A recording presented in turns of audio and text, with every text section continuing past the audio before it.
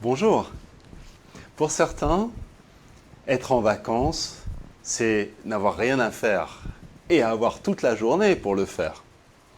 Pour d'autres, on n'a jamais autant besoin de vacances que lorsqu'on revient de vacances.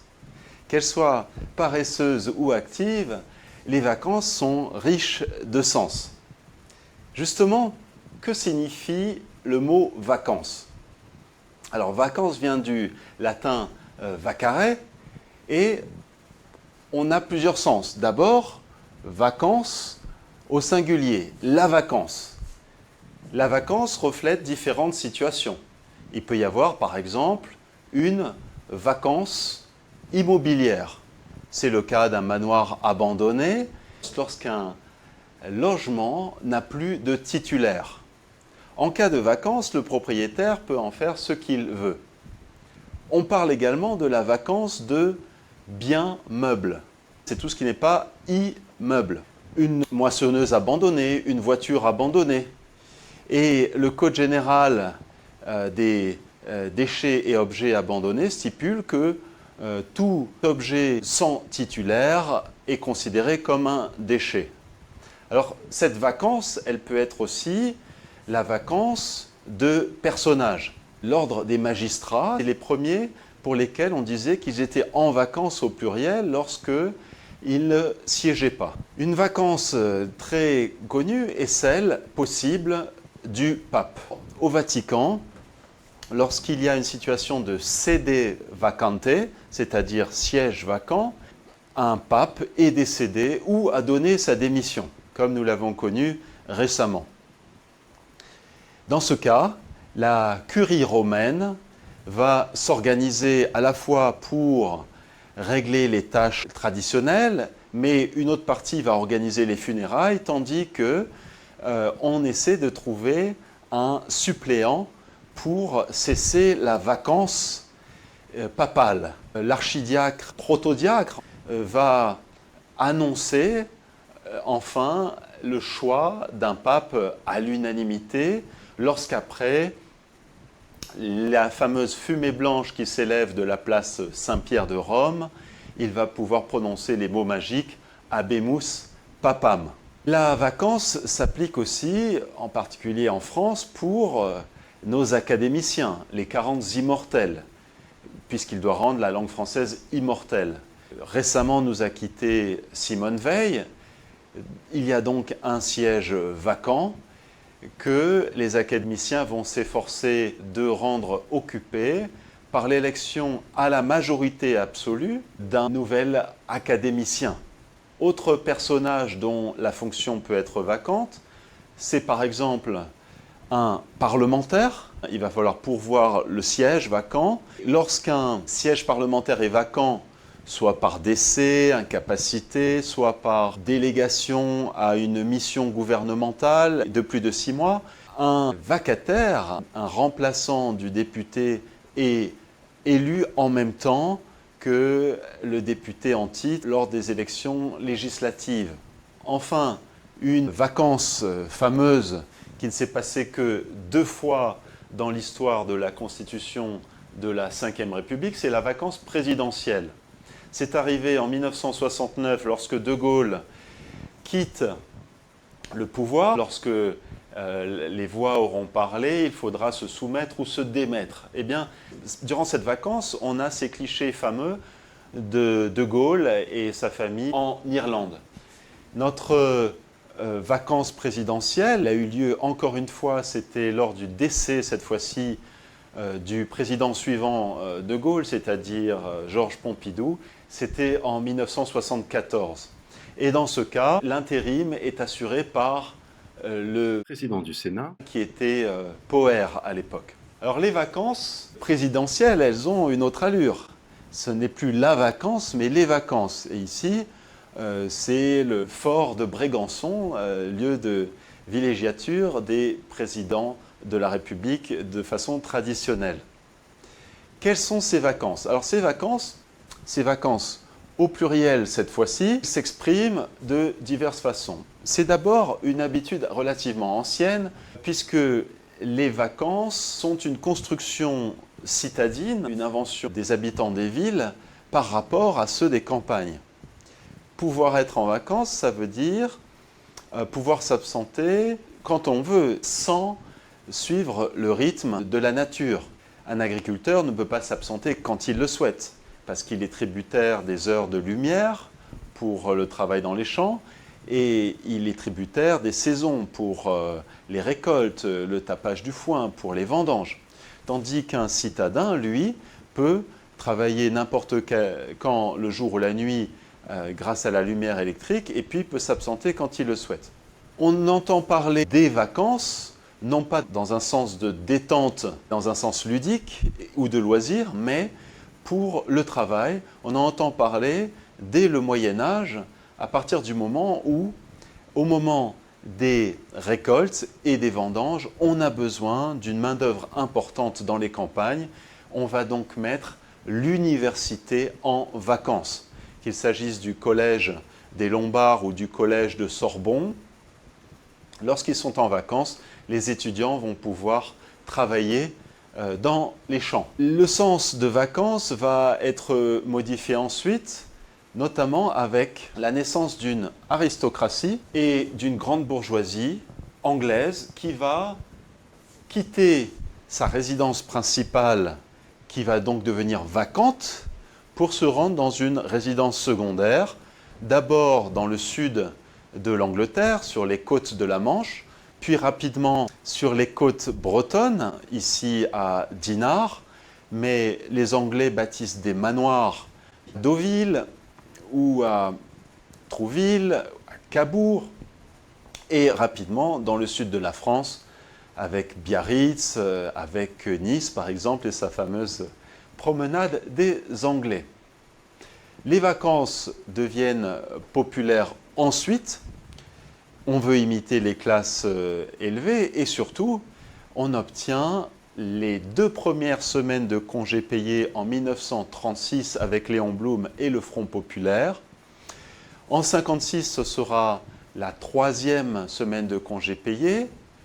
La 4e, en 1969, c'était une promesse de Georges Pompidou s'il était élu. François Mitterrand effectuera la même promesse avec la 5e semaine de congés payés lorsqu'il a été élu en 1981.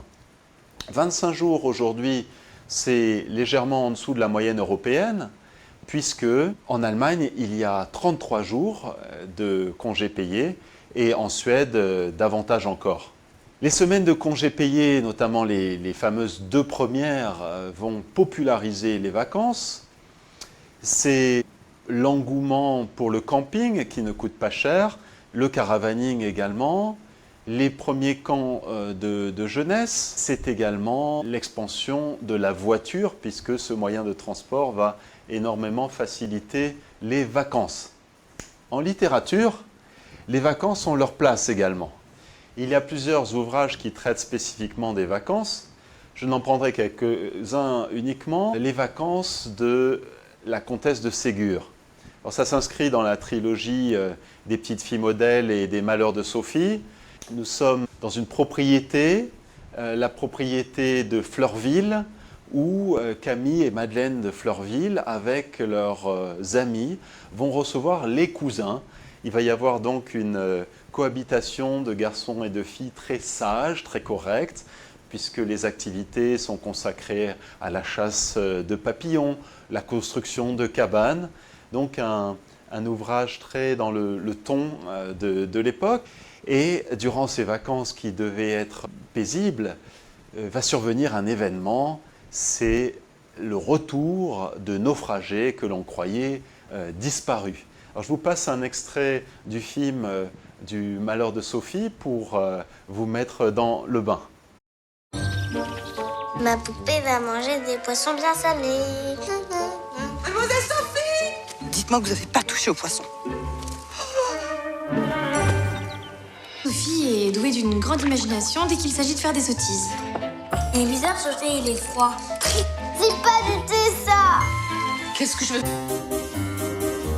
Une autre illustration littéraire des vacances, je vous laisse découvrir, pour ceux qui connaissent le feuilleton, il s'agit du roman de Jules Verne, 2 ans de vacances, dans lequel une quinzaine d'adolescents de 8 à 16 ans en Australie sortent de leur pensionnat pour monter sur un bateau durant la nuit.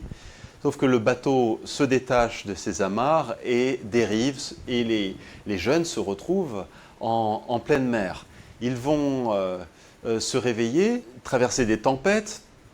L'un d'eux, heureusement, était sur le bateau, l'un des marins, c'est un mousse qui a leur âge. Et lorsqu'ils arrivent sur l'île, ils vont devoir s'habituer à cohabiter, à vivre ensemble. Il y a des disputes et le groupe est sur le point de se scinder lorsque survient un événement dangereux, des pirates qui débarquent sur l'île et les enfants vont développer leur ingéniosité pour les en faire partir.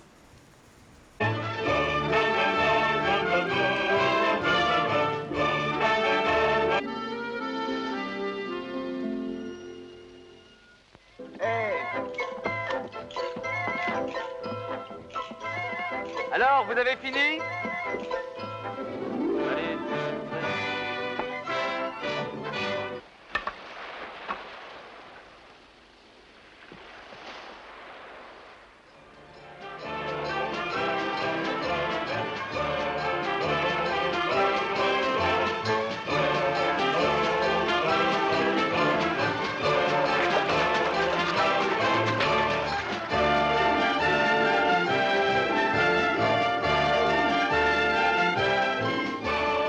Un bateau! J'ai vu un bateau qui se dirigeait vers la plage sud. Un bateau? Allez, vite, filez devant, je vais chercher la lunette. Les vacances de Monsieur Hulot, des vacances moins aventureuses, mais tout de même riches en anecdotes. Ce film de Jacques Tati est une caricature du vacancier. Monsieur Hulot arrive dans une pension familiale en bord de mer et, par son attitude gauche, va provoquer que des bévues, des problèmes.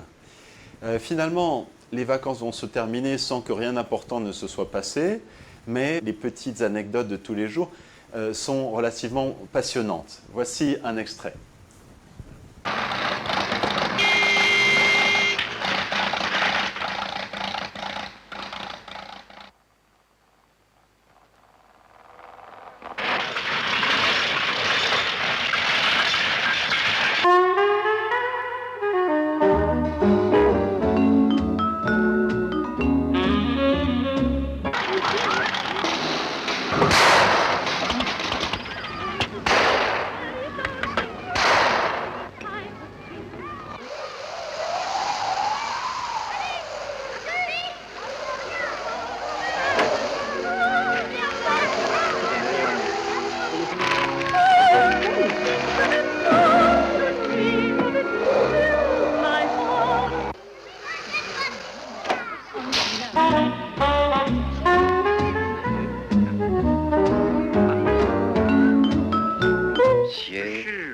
Hein? Comment? Me permettez. Hulot.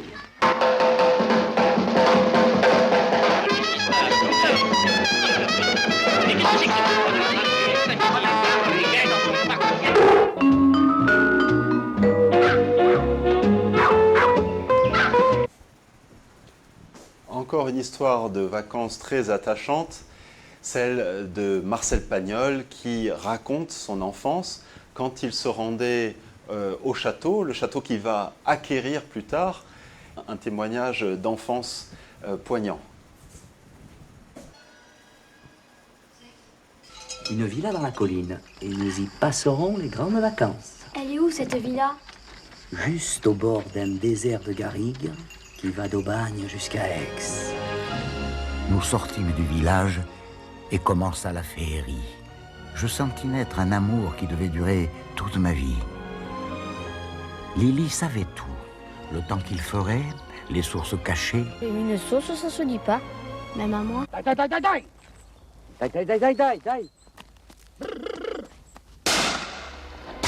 Papa. Il les a tués! Toutes les deux! Il les a tués! Ici, le bonheur coulait de source, simple comme bonjour.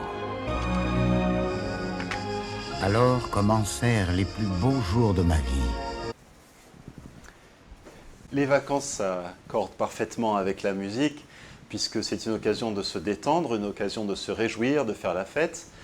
Mais pour certains, la musique est une occasion d'exprimer des moments moins réjouissants des vacances. Tout en humour, c'était le cas de Pierre Perret avec les jolies colonies de vacances. Jolie colonie de vacances, merci maman, merci papa. Tous les ans, je voudrais faire maman.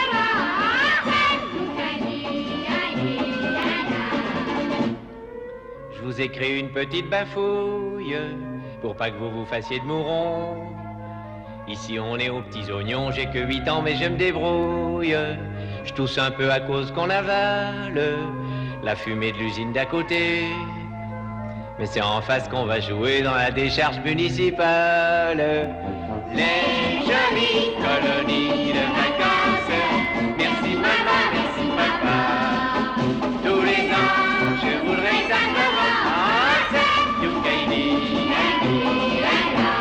Ainsi s'achève cet éclairage sur les vacances et sur les différents sens des vacances. Les vacances sont l'occasion de découvertes culturelles, de découvrir d'autres civilisations, d'autres pays. C'est l'occasion d'aller au bout du monde. Mais pour certains, c'est inutile puisque nous sommes déjà au bout du monde.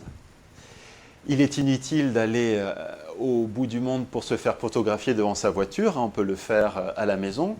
Nancy Pouquet disait, lorsque son mari proposait de partir dans un endroit où il n'était jamais allé, elle lui proposait d'aller faire un tour à la cuisine, tout simplement. Ainsi, les vacances, ça n'est pas forcément changer de pays, ça peut l'être, mais c'est d'abord changer de culture. Vive les vacances!